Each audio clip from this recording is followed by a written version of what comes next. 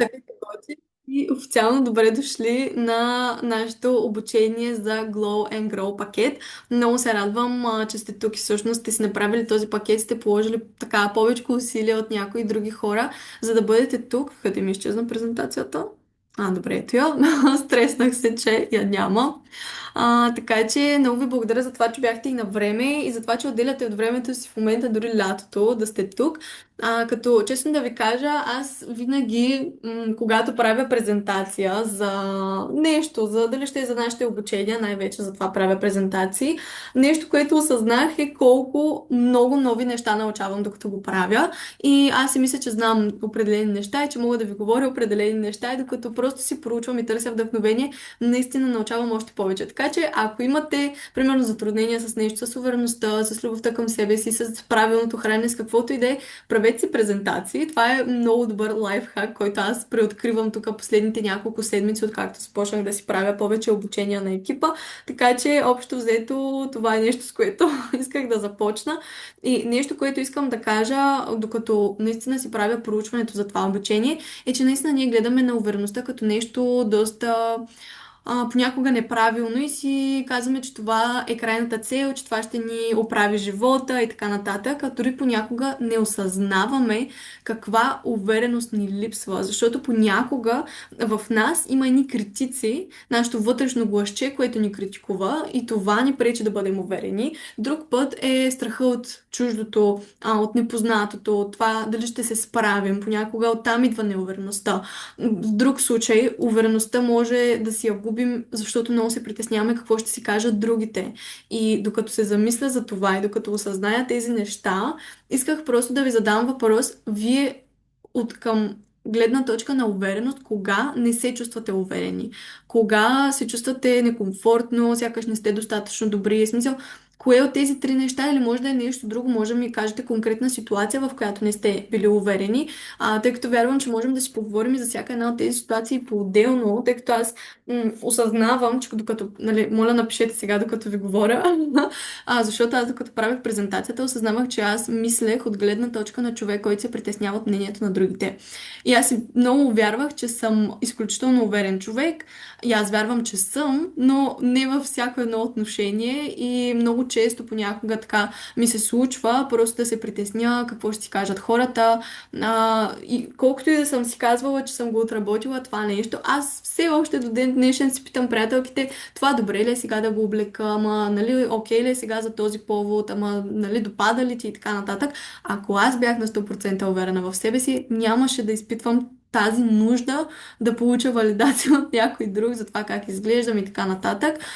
Така че, нали, осъзнах, че при вас ситуацията може да не е такава и затова исках да ви питам. Тук виждам, че сега някой е написал коментар, чакайте да го отворя. Кристо пише какво ще си кажа другите, какво ще си кажа аз за себе си. Тоест, ти си отгоре-долу, да, хем вътрешен критик, хем какво ще си кажат другите. Значи за мен това са съвсем, нали, две отделни неща, над които човек трябва да работи. Така че, да, сега Анита пише, притеснявам се от мнението на другите и дали мога да се справя в дадени ситуации. Окей. Първо искам да ви кажа, че това е напълно нормално. Ние през целия си живот ще сме притеснени за нещо, ще мислим за мнението на хората, ще се притесняваме от някакви неща и това е напълно окей, защото вие няма да сте уверени 100% от времето. Защото винаги ще има нови ситуации, винаги ще има неща, с които не сте запознати и няма нищо лошо в това да не сте уверени и да се притеснявате. И ето тук даже исках да ви напиша едно, по-скоро да ви дам едно, може би като определение за увереността. Първата част е, доколкото аз гледах, е официалната дефиниция на нали, какво представлява увереността. Именно чувството на сигурност в себе си, което проистича от съзнаването и оценяването на собствените си възможности и качества, без значение дали те са позитивни или негативни. Ние трябва да сме наясно с всеки един аспект от нас самите, от характера ни, от това какъв човек сме и по какъв начин мислим. И трябва да приемаме, че ние имаме и добри, имаме и лоши качества, както всеки друг човек на този свят. И това е напълно окей. Това ни прави индивидуални и уникални личности.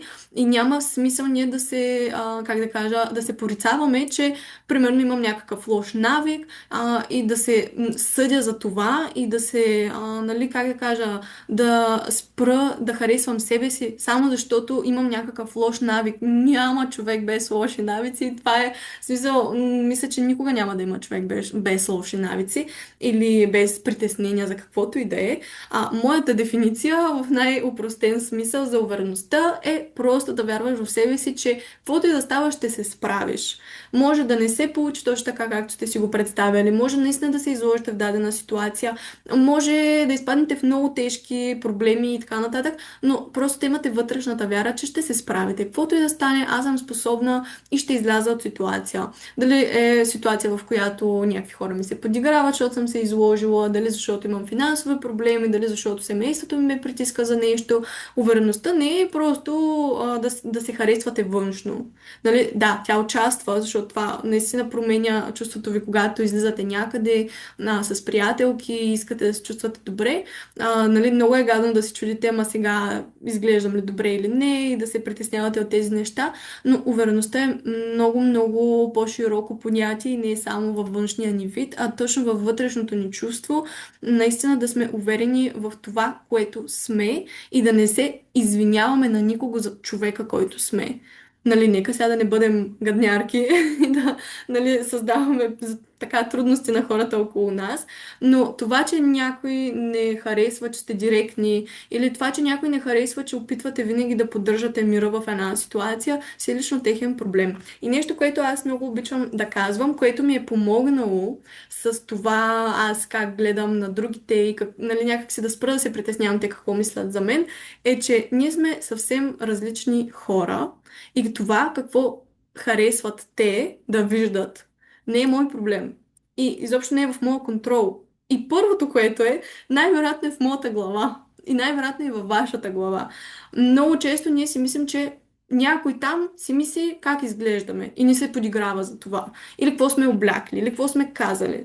Този човек в повечето случаи изобщо дори не си го е помислил, но ние имаме една въображаема представа в главата си, че тези хора имат някакви мисли за нас. Хората си мислят много повече за себе си, отколкото за нас. И наистина, повярвайте ми, както вие си мислите, този човек дали си мисли за мен, той сигурно също си казва, ама тя дали си мисли за мен и дали си мисли, че аз съм еди си каква. Никой не си мисли за вас толкова, колкото вие си мислите. Така че това е първото нещо, което трябва да осъзнаете, че тези притеснения, които имате относно какво ще си кажат другите, са във вашата глава. И дори да си го мислят, те нямат никакво влияние над вас.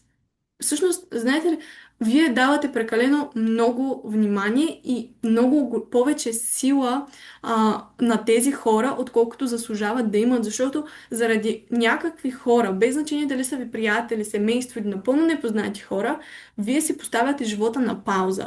Вие се ограничавате от някакви преживявания, които могат да ви променят живота и могат да ви го направят наистина да си заслужава този живот, че сте го изживели. Защо отдаваме сила на чужди хора, без значение колко са ни близки или не, и им отдаваме силата те да ни казват как ще си живеем живота. Те изобщо тези неща, както не бихте приели съвет от човек, който няма бизнес за бизнес, по същия начин няма как да приемате съвети от други хора за каквото и да е във вашия живот. Нещо, което, примерно, аз лично избягвам да правя, защото много хора ме питат как, примерно, с моят приятел сме от толкова години заедно, ние сме заедно от 8 години и аз мога да ви кажа, че възможно най-много избягвам да давам каквито и да е съвети. Защото аз съм един човек, ти си друг човек. Моят приятел е втори човек, твой приятел е четвърти човек. Нали? В смисъл нямаме нищо общо помежду си. И начинът по който аз изразявам чувствата си, мненията си, моя човек, моят партньор е свикнал с това. Обаче, когато става въпрос за твоята връзка, съответно, вие сте различни хора и няма как съответно това да само момент.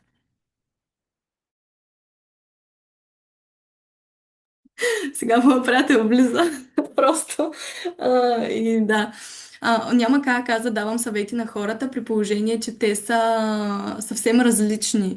Няма как да давам съвети за каквото и да е. Вие сте съвсем индивидуални и не е естествено, ако аз ти кажа направи така и така и ти да направиш така и така, обаче твой партньор не е свикнал на това нещо. Така че ще има хора, които ще ви съдят за абсолютно всичко. Няма начин да направите едно нещо и да има поне един човек, който да е недоволен. Винаги ще има някой, който няма да харесва това, което правите, няма да харесва начина, по който сте се облякли. И точно заради това трябва да осъзнаете, че нищо от това няма значение. Няма значение дали хората одобряват това, че правите Oriflame или не, защото има значение вие дали искате да го правите и за вас дали е важно. Ако за вас е важно, няма никакво значение другите хора какво мислят.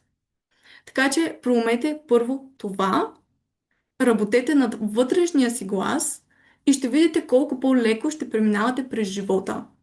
И наистина приемете факта, че не винаги ще сте уверени. Няма как. Винаги ще имате нови ситуации, в които да изпадате и просто нямате натрупаната база, опит и знания, за да се чувствате уверени. И точно заради това тук искам да поговорим и за най-големият, а не всъщност добре, най-големия мит, после ще го кажем. Искам всъщност да ви питам колко пъти сте се отказвали от нещо само защото ви е било страх и сте се притеснявали от мнението на хората. Може да не ми напишете колко пъти, но може да ми напишете плюс или минус, ако някога ви се е случвало да не правите нещо, да не казвате нещо, да не ходите някъде, само за да не обидите някой или само за да не си помислят хората нещо лошо за вас. Ето много пъти. Защо? Защо аз трябва да се огранича? Защо, примерно, Ани, Диди, защо вие трябва да се ограничите? Монито видях тук, че е написала плюс. Реално, напишете ми каква е причината за това. Защо тези хора имат толкова голямо значение за мен? Аз съм сигурна, че много, нали, повечето от вас, аз включително, съм се притеснявала от мненията на хората, които аз дори не харесвам. Аз не искам в обкръжението си. Защо да се притеснявам от някакви хора, на които аз не искам да приличам? Ако са вашите приятели, които примерно ви говорят негативно и ви събарят психически и не ви карат да се чувстват добре, това не са ви приятели. Това също го има. Защото, нали, критиката и това да се притесняваме от хората може да се отнася и до нашите приятели. Със семейството е малко по-трудно и различно, но с тези хора не винаги ще сте заедно, така че относно приятелите просто трябва да си ги подбирате и трябва да сте в такава среда, където тези хора винаги ви вдигат. И също така може да ми кажете, тези от вас, които се притесняват от мнението на другите, повече се притеснявате от мнението на вашите приятели или от мнението на непознати хора. Защото, нали, и двата случая са възможни. Ето и Кристо каза доста. Ако сега трябва да ги броя. Симонка пише приятели. И от двата вида.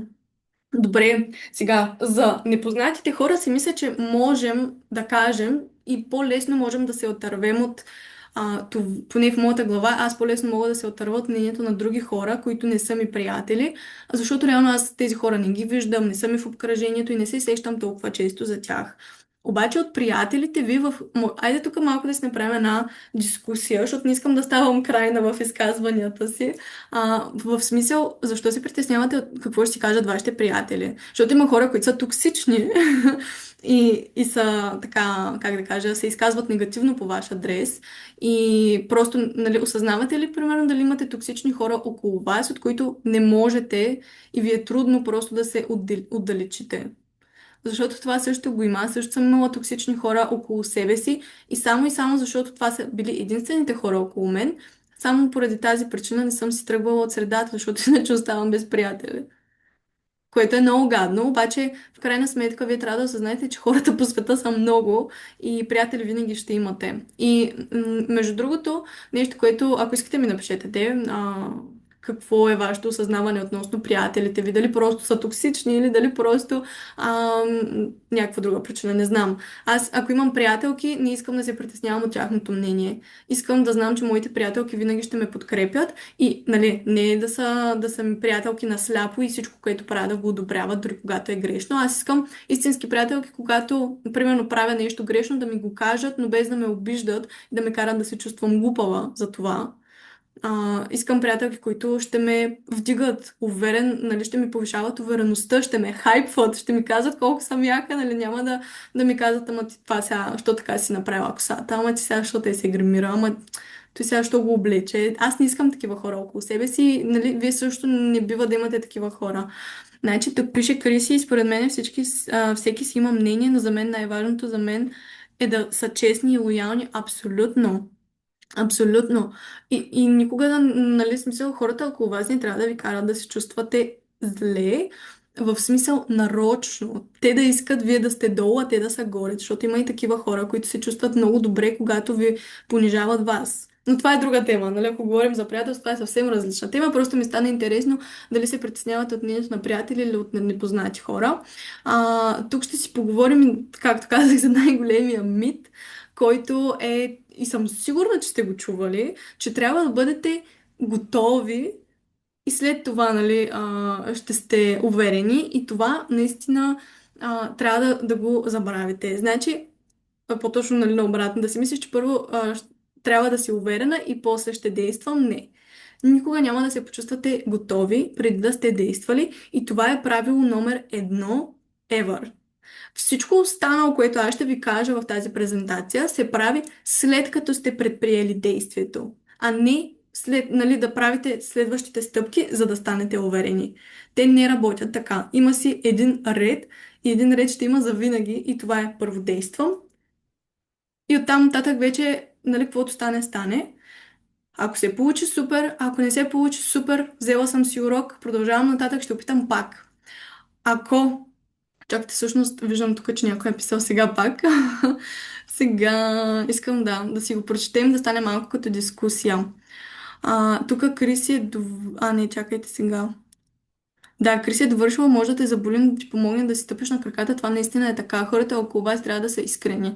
И тук Диди пише, преди се притеснявах и от приятели, и от непознати, сега виждам промяна в себе си и не ги взимам на сериозно. Даже преди 2-3 дена, когато бях на един ресторант в Кипър, ни изкараха на сцената да танцуваме много хора. Моята компания не искаше, защото се притесняваха какво ще си кажат другите. Аз си отидох и се забавлявах и не ме интересуваше кой какво ще си каже. Даже мога да ви кажа, че хората, които са ви гледали, че сте танцували, са се забавлявали също толкова и много са ви се кефили. И наистина, повярвайте ми, че колкото повече вие се притеснявате от мнението на другите, това е някакво супер яко преживяване, което и аз и така на едно море отидохме с приятели и само аз и още една приятелка се навихме да излезем да танцуваме. Имаше от тези хора, които са професионалисти и показваха дадени движения. Просто беше супер яко и защо аз трябва да се поставя в една клетка и да се огранича до такава степен, само защото някой ще си каже нещо. Даже ви убеждавам, че аз, когато видя нещо такова, аз много се кефя. И когато аз изпитвам притеснение, много се възхищавам на хората, които го правят въпреки това, защото аз някак си ми става една идея по-леко и по-лесно мога да си представя наистина да направя нещо, от което се притеснявам. И наистина е така, може дори в тази ситуация да приложите първо да отидете, може да сте супер неуверени и супер притеснени, обаче в следващия момент, когато започнете да се танцувате, изобщо да забравите, че нещо съществува и вие докато виждате как други хора го правят, нали, конкретно сега за тази ситуация се сещам, нали, която Диди каза, реално толкова повече започват хората да се забавляват. И в крайна сметка трябва да знаете, че дори вашите приятели да се притесняват от нещо, дори те да не излязат да танцуват, вие си отивайте и изобщо, нали, не се притеснявайте, защото това е вашия живот. И няма смисъл да се ограничавате. Просто това е най-лошото наказание, което може да си поставите и да се ограничите до такава степен от преживявания. Така че това наистина си го изтрите от главата, че първо трябва да се почувствате уверени и после да действате и никога няма да се случи по този начин. Винаги първо трябва да направите първата крачка. И след това, всяка следваща крачка ще ви бъде много по-лесна, защото направили сте първата, знаете как да го направите и продължавате с втората. Както бебетата като вървят много зле в началото, падат, стават и накрая се научават. Той живота така започва. Така че, нали, никой бебе не си казва, чакай сега тук да изчета книга, чакай сега да си напиша в дневника, аз мога да вървя, аз мога да вървя. Стават и вървят и падат, докато не се научат и се изправят след това. Това е вселенски закон. Няма друг ред, няма друга подредба на това как се случват нещата. Така че запомнете го и никога не го забравяйте. Между другото, ето тук съм си отбелязала тези горе-долу три разновидности на увереността, как можете всъщност да я възприемате като реално на първо място е самооценката. Как аз мисля за себе си, как се виждам, как си говоря, каква е моята оценка за мен самата като човек, как аз оценявам моите способности, моите качества, нали? Как аз виждам себе си през собствените си очи, не през очите на другите хора. Следващото е самоувереност. Вярвам ли, че мога да се справя? И самоувереността и самоефективността са много пряко свързани, защото самоефективността е дали съм си доказала, че аз мога да го правя. Дали аз имам доказателствата зад гърба си, успехите зад гърба си, за да имам увереността, че аз мога да постигна еди си какво. Нормално е в бизнеса си, в който сте прекарали примерно 10 години да сте уверени, обаче когато започнете друг малък бизнес, изобщо да не сте уверени. Или каквото и да се захванете с друга сфера, да работите. Или пък, примерно, винаги аз, примерно, това, което съм забелязала е, че когато съм в тази среда, аз съм супер уверена, знам, че никой няма да ме съди, знам, че съм в абсолютно безопасна среда и се чувствам много добре. Където и да съм. Дали ще изляза да говоря пред 200 човека, дали ще говоря тук сега пред 7 човека, дали ще отида на ретрита след няколко там седмици, ще се забавляваме. Аз никога не съм, нали, се притеснявала вече от доста дълго време, докато съм в тази среда. Обаче, като отида на университет, там трябва да говоря с други хора. Аз се притеснявам, защото аз тези хора не ги познавам, не съм била вече толкова, нали, в тази среда и нормално е да ми е притеснено. Но голяма работа, в смисъл и с това се свиква. И с това ще се справя. Просто трябва да си кажете и това ще мине, и с това ще се справя. Даже си спомням първия път, като отидох в Търново, отидох даже един-два дни по-рано, за да мога малко така да опозная и града, и университета. И излизам аз от там стаята, която си бях наела и искам аз да отида до университета, за да огледам, да видя вътре, да видя етажите, да видя какво представлява, нали, цялото нещо. Обаче бях сама, нямах абсолютно никой със себе си, не познавах абсолютно никой и си говорех с моя, мисля, че приятел по телефона или с една приятелка и отивам до университета и виждам всички хора и си казвам, майко, абсурд, аз не мога да вляза. Тези хора ще си кажат, тая какво прави тук? Тези хора не ме познават, те не знаят, че аз не съм все още почнала университет и така нататък. Мен изпитвах панически страх да вляза в сградата, да обиколя, да видя до такава степен, защото беше изключително ново нещо за мен. И в крайна сметка, искам, не искам, като ми дойдоха лекциите, трябваше да вляза. И отидох и се запознах с хора и всичко беше наред. Така че тук наистина опита е най-важното нещо и наистина колкото повече доказателства трупате за вашите успехи, толкова повече ще си увеличавате и самоувереността. Това да вярвате, че наистина можете да го направите. Но самооценката и самоефективността са две различни неща, над които ние трябва да работим. И смятам, че обаче, когато повишаваме самоефективността си, повишаваме и всички останали неща. Тоест, отново допираме до това, че ние трябва първо да действаме, преди да направим каквото и да е друго. И тук всъщност само ще си включа климатика, защото ми стана много топло. Искам да ви покажа две техники, как можете след като сте действали, след като предприемете действието, така да си помогнете да се успокоите малко. Всъщност втората работи повече за това, когато сте в самия момент. Това, което може да направите, за да си повишавате самоефективността е когато, например, действали сте, направили сте няколко неща, от които сте се притеснявали. Някой път не си даваме сметка за това и не се поздравяваме, че сме го направили. Може когато имате такива моменти. Даже може сега да си направите, за да се предизвикате да действате, защото аз съм ви отправила едно такова предизвикателство накрая, да си имате дневник на победите. Т.е. да си записвате всеки ден или когато искате, ако можете по-често, наистина това ще бъде най-добре. Но да си записвате примерно 3 неща, с които се справих добре. Най-хубаво ще бъде, ако е в рамките на деня тези 3 неща и едно нещо, с което се гордея, което може да бъде в какъвто и да е период от време. И трите неща, с които сте се справили добре, също може да са от какъвто и да е период от време, но те са по-обикновени. Може, примерно, да си запишете, ето аз мога днес да си запиша, направих обучението и примерно се чувствам добре след него, чувствам се, че го направих добре. Чула съм се с партньорка и смятам, че я вдъхнових и мотивирах. Направих си много яка прическа, примерно, защото аз косата не си я правя по принцип. Такива неща, може да са дребни неща. Така наистина си повишавате самоефективността, но отново трябва да сте действали преди това нещо, наистина да можете да го направите.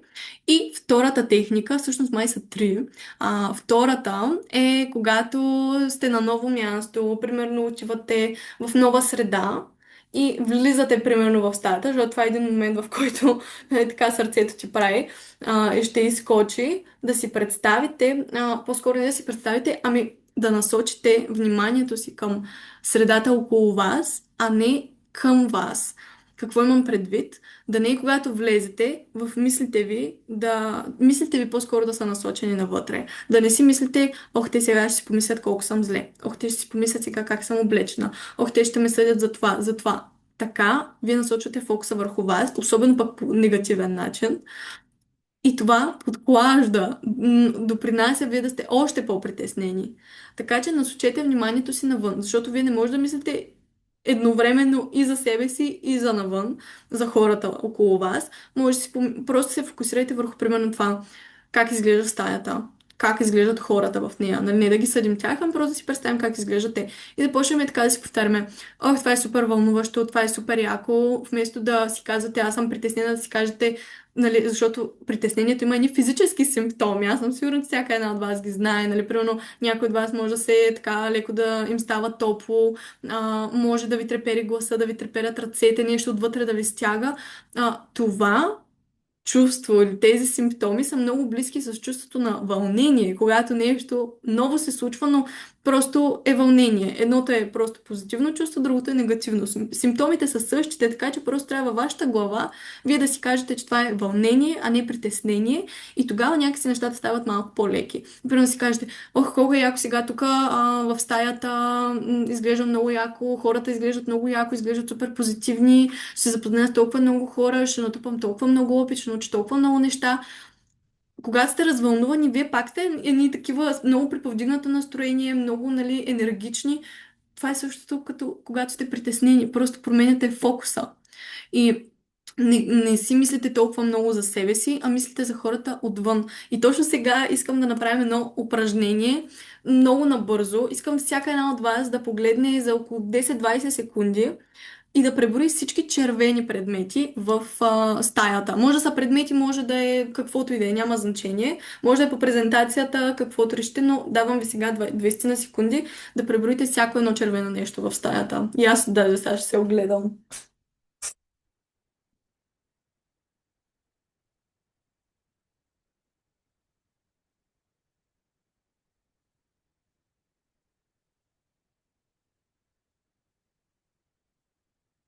Добре, стига толкова сега. Добре. Сега, искам да си затворите очите. Затворете си очите. Добре, вие ми го написахте. Супер. Искам сега да си представите колко бяха жълтите неща в стаята. Или колко бяха зелените неща в стаята. И я ми напишете. Помните ли кои са, примерно, жълтите, зелените неща, които сте преброили? Не сега да ги гледате. Ами по-скоро тези, които наистина сте видели, сте обърнали. Ето, значи, червените неща, Вики, при теб са били 12, но зелено си спомняш, или там друг цвят, само едно. И това е защото ние избираме върху какво да насочваме вниманието си. И червените неща във вашия случай може да са всички негативни неща, за които се сещате, които хората могат да си помислят за вас. Обаче също толкова много неща, за толкова много неща може да се сетите, ако просто сте си насочили вниманието върху зелените неща, върху жълтите неща, всички позитивни неща, които хората могат да си кажат за вас.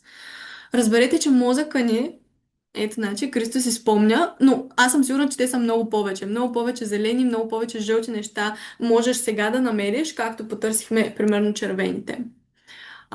Така че нашият мозък е настроен да мисли негативно. Нашият мозък е настроен да ни пази от всяка една опасност, която може да бъде около нас. Сега, в миналото опасностите са били много по-различни, но в днешно време опасност за нас е ето мнението на другите, как аз ще се гледам, такива неща. И за нас това ни се струва като нещо супер страшно. И мозъка ни очевидно ще се опитва да ни пази и да ни ограничава от достъпа до такива ситуации. Ще се опитва да ги избягва. Но в крайна сметка, както всяко нещо, както всяко качество, увереността също се тренира и също трябва да се упражнявате за нея, за да я имате. И то не във всяка една ситуация, пак ви казвам, никога няма да сте на 100% уверени. Трябва просто да си насочвате, отново казвам, когато сте направили действието, тогава вече да си правите тези упражнения, да се насочите към позитивните неща. И друга техника, която е малко по-така, включва въображението ви, трябва да го използвате много така силно.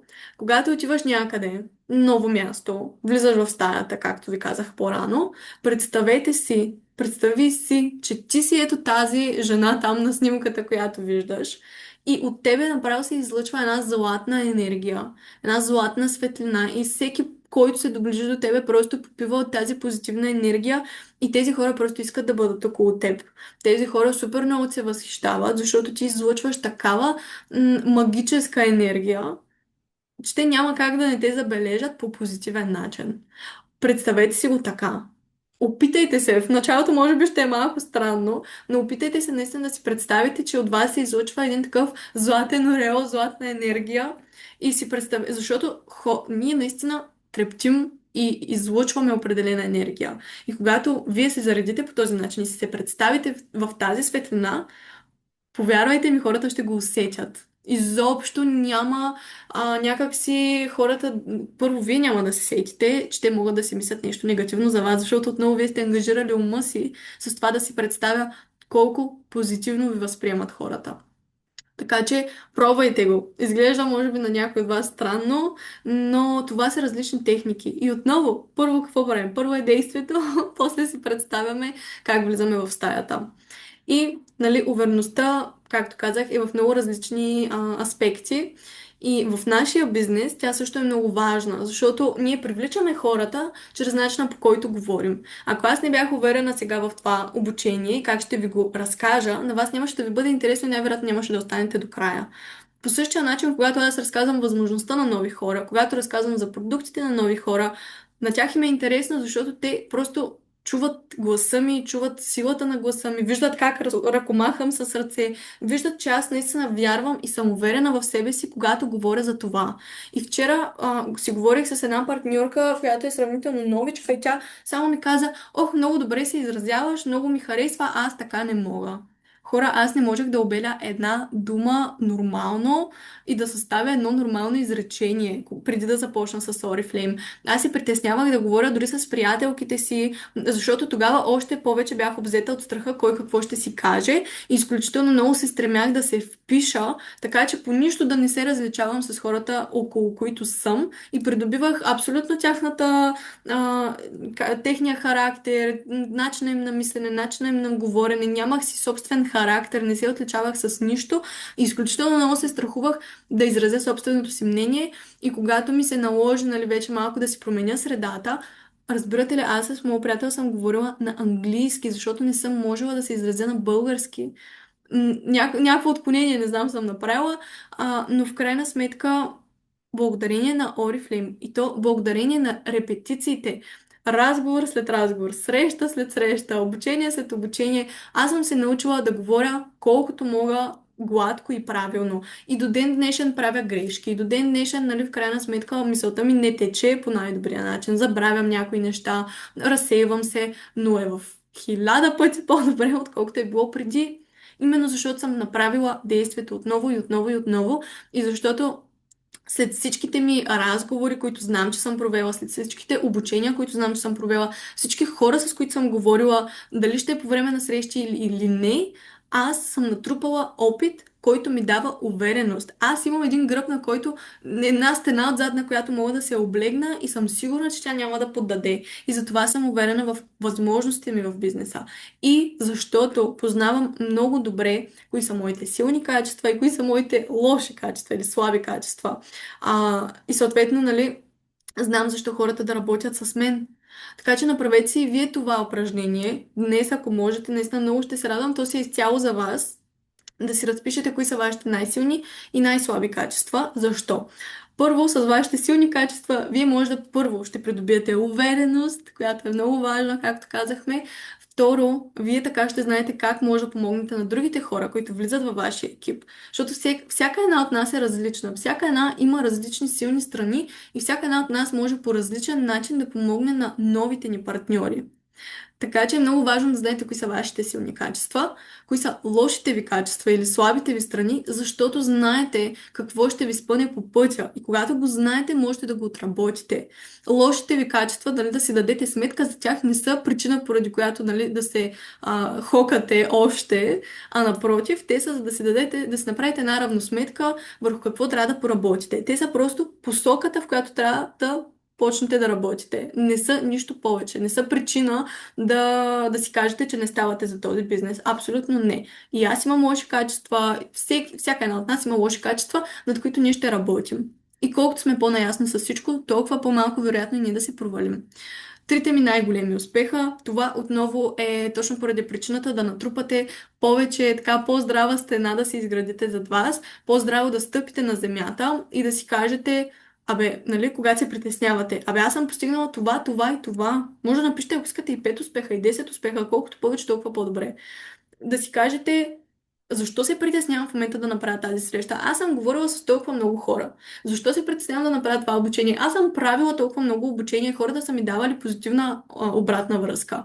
Това са, нали, този глас трябва да си го тренирате, гласа на разума, аз обичам да казвам, да си го тренирате и в момент, в който вие си кажете, аз не ставам, да си каже, другото гласче е около вас, да каже, имам наблюдение, че имам мисъл, че не ставам. Да се отдалечите от другото гласче, да погледнете мисълта обективно, все едно тя не е част от вас, просто е нещо, което преминава през вас и да си кажете, окей, нали, просто имам такава мисъл. Това не означава, че аз не мога да правя презентации, не означава, че аз не мога да водя срещи, не означава нищо. Това е просто една мисъл, която минава през мен.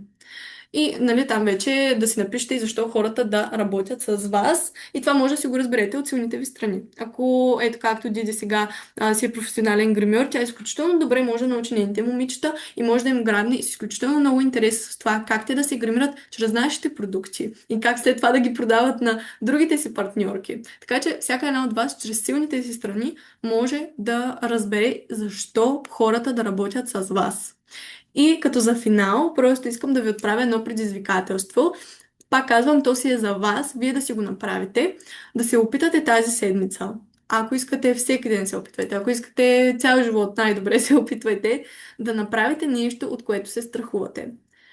Най-лесното нещо, за което аз се сещам, което знам, че и ще ви помогне в бизнеса, нещо, което аз много обичам да правя, е да снимам видеа за TikTok. Ако от това се притеснявате, снимайте едно видео за TikTok. Обещавам ви, никой истински ваш приятел няма да ви съди за това.